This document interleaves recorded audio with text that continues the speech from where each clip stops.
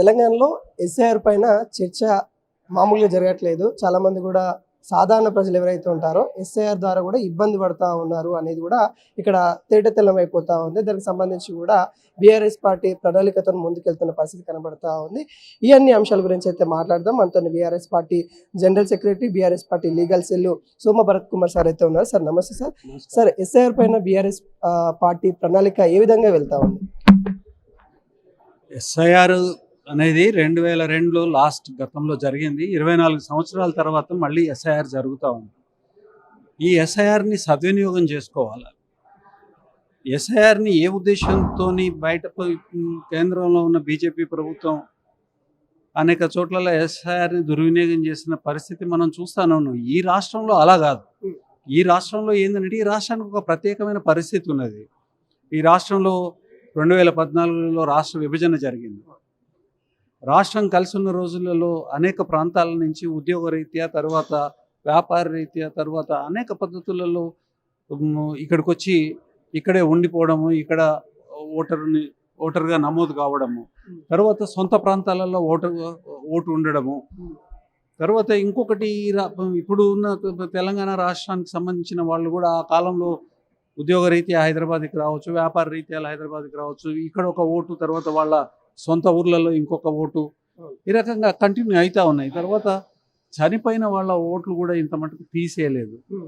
ఆ రకంగా లార్జ్ స్కేల్లో ఒక 25-30 లక్షల ఓట్లు ఉన్నాయనేది, ఈ డబుల్, డూప్లికేట్, డెడ్ ఈ ఓట్లు ఏవైతే ఉన్నాయి అవి మనకు స్పష్టంగా దానికి సంబంధించిన మేము ఒక అనాలిసిస్ సర్వే చేయడము జరిగింది. ఆ డబుల్ ఓట్లు, డూప్లికేట్ ఓట్లు దాదాపుగా ఒక్క కాన్స్టిట్యున్సీకి అంటే 119 కాన్స్టిట్యున్సీలకి యావరేజ్గా 17,000 ఓట్లు ప్రతి కాన్స్టిట్యున్సీకి ఉన్నట్టుగా, కొన్ని కాన్స్టిట్యున్సీలలోనేమో 50,000కు పైన ఉన్నాయి, కొన్ని కాన్స్టిట్యున్సీలోనేమో 2-3 వేలే ఉన్నాయి, యావరేజ్ 16-17 ఉన్నాయి. సో వీటన్నిటిని ఎలక్షన్ కమిషన్ ఆఫ్ ఇండియా దృష్టికి తీసుకొని పోవడం జరిగింది. ఆ ఫిగర్స్ అన్ని కూడా ఇవ్వడం జరిగింది. ఎలక్షన్ కమిషన్ వారు కూడా దీని మీద యాక్షన్ తీసుకుంటామని అన్నారు. ఎస్ఐఆర్ ప్రాసెస్లోనే చాలా మటుకు పోతాయి. పోగా మిగిలినవి కూడా ఏమైనా ఉంటే తర్వాత మీరు ఇండివిజువల్గా రిప్రజెంటేషన్స్ ఇవ్వండి, కంప్లైంట్స్ ఫైల్ చేయండి, మేము చూస్తామని చెప్పినారు. That is good. కానీ ఇవాళ రాష్ట్ర ముఖ్యమంత్రి 2 ఓట్లు కలిగి ఉన్నారు. అచ్చంపేట కాన్స్టిట్యున్సీలో ఒకటి ఉన్నది, తర్వాత కొడంగల్ కాన్స్టిట్యున్సీలో ఒకటి ఉన్నది. ఇది చాలా దురదృష్టకరం. ముఖ్యమంత్రి ఆ రకంగా ఉంటే ఏమవుతుందంటే ప్రజలకి మీరు వాడలేదా that is a different aspect. కానీ 2 ఓట్లు ఉండడం కూడా ఇల్లీగల్. ముఖ్యమంత్రి గారికి ఏం విజ్ఞప్తి అంటే, మీరు వాలంటరీగా Form 7 వేయండి, వేసి నాకు ఈ ఫలానా చోట్ల నా ఓటు ఉంచండి, మిగతా చోట్ల కూడా ఉన్నదే అది తీసేసేయండి అని మీరు చెప్తే అది ప్రజలకు ఒక ఆదర్శంగా ఉంటుంది. తర్వాత ఒక మార్గనిర్దేశకంగా వాళ్ళకు కూడా ఒక మార్గం చూపించిన వాళ్ళు అవుతారు. కానీ ఎస్ఐఆర్ ప్రాసెస్ అవుతా ఉంది, అది ఎట్లా పోతుంది కదా అనేది కరెక్ట్ కాదు. ఇది ఆ రకంగా చేస్తే ఏంటంటే ఈ ప్రాసెస్ సరిగా నడవట్లేదు. ప్రాసెస్ ఎందుకు నడవట్లేదు అంటే సమయం తక్కువ ఉంది. బిఎల్ఓస్ అంత ఎక్విప్డ్గా లేరు, వాళ్ళకి సాధన సంపత్తి లేదు, సరైన సాధన సంపత్తి లేదు, స్లోగా నడుస్తూ ఉంది. ఏదైతే రికార్డు మీద చూపిస్తున్నారో గ్రౌండ్కి రికార్డు మీదకి వచ్చిన దానికి చాలా తేడా ఉన్నది. కాబట్టి ఇప్పుడు మీరే కనుక ఈ 2 ఓట్లు ఉన్నాయి కాబట్టి మీరు ఒక ఓటు తీసేసేయండి, నాకు పలానా చోట్ల ఉంచండి, కొడంగల్లో కావాలంటే కొడంగల్లో ఉంచుకోండి, అచ్చంపేటలో కావాలంటే అచ్చంపేటలో ఉంచుకోండి, మీ ఇష్టం అది. ఓటు అయితే తీసేయాలి. సార్, ఇదే అంశం పైన సినీ నటుడు ప్రకాష్ రాజ్కి నాన్ బెయిలబుల్ వారంటీ ఇష్యూ చేయడం జరిగింది. అట్లాగే రేవంత్ రెడ్డికి ఏమన్నా చేసే అవకాశం ఉందంటారా? ఎట్లా చూడొచ్చు? ఇల్లీగల్ ఓట్ ఏదైతే ఉన్నదో ఒక దానికన్నా ఎక్కువ ఉన్నప్పుడు అది ప్రాసిక్యూటబుల్ అఫెన్స్ చట్ట ప్రకారం. మరి దాని మీద యాక్షన్ తీసుకోవాలి. ఇప్పుడు చట్టం ముందు అందరూ ఒకటే అన్నప్పుడు ప్రకాష్ రాజ్ అయినా, రేవంత్ రెడ్డి గారైనా, ఇంకెవరైనా ఒకటే కదా.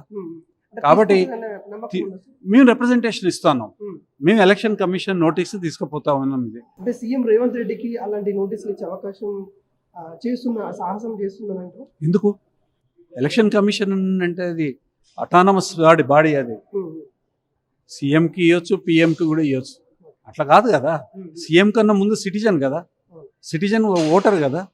ఆ ఓటు అనేది 2 ఓట్లు మెయింటైన్ చేయడం అది వైలేషన్ కదా. వైలేషన్ అయినప్పుడు లా ముందు అందరు సమానమే కదా, ఆర్టికల్ 14 ప్రకారం everybody is equal before the law, equality clause ఉన్నది. కాబట్టి యాక్షన్ తీసుకోకూడదు, యాక్షన్ ప్రొహిబిషన్ ఏం లేదు, ఖచ్చితంగా యాక్షన్ తీసుకోవచ్చు. దీనిపైన బీఆర్ఎస్ ఒకవేళ వారే రిప్రజెంటేషన్ ఇచ్చినారనుకోండి ఫామ్ 7లో, లీనియంట్గా కూడా చూడొచ్చు. అంటే బీఆర్ఎస్ పార్టీ వెలికి తీసేదాకా అలానే మౌనంగా ఉండడానికి ఎలా వస్తుంది? మీరేమనుకుంటున్నారు, ప్రజలు ఏమనుకుంటున్నారు, అది ఇంపార్టెంట్. బీఆర్ఎస్ వెలికి తీసిన తర్వాత నన్ను మీరు ముందుకు పోయి మీ అంతటా మీరు ఒక అప్లికేషన్ ఏమని చెప్తా ఉన్నాం.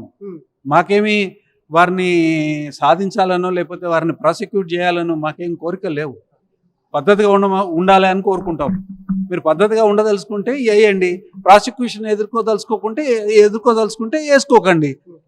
ఇప్పుడు వారి మంచి కోసమే చెప్తా ఉన్నాం, రాష్ట్రం మంచి కోసం చెప్తా ఉన్నాం, ఎస్ఐఆర్ మంచిగా నడవాలని చెప్తున్నాం.